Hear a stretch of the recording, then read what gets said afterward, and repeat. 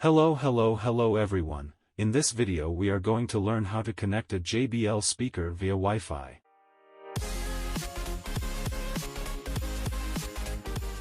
The first thing we have to keep in mind is that the speaker we want to connect has to be compatible with the Wi-Fi connection.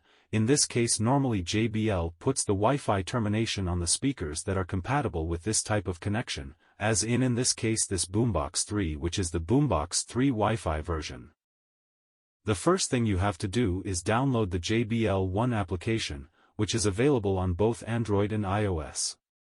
Once you have it downloaded, open it. As you can see, we will get a notice at the beginning that JBL ONE wants to search for devices on your local network. We are going to click OK to allow it, and then we are going to click to accept these terms. We are going to go step by step. As you can see, it tells us, "Welcome, enjoy incredible sound and more control." The next thing we are told is that you want to connect to Bluetooth, that is, you are going to use Bluetooth. We are also going to allow it. We are also going to hit allow for the location.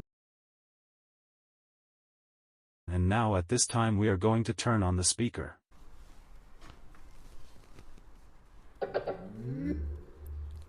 Once it turns on, as you can see, the Boombox 3 Wi-Fi directly detects us. So we are simply going to click here to connect. In the next step, as you can see, it tells us to press the little heart button. So we press, and now,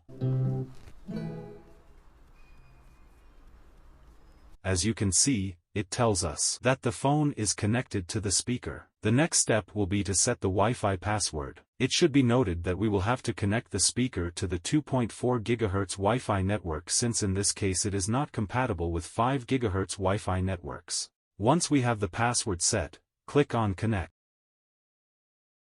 Now we will have to wait a moment for the speaker to finish the configuration.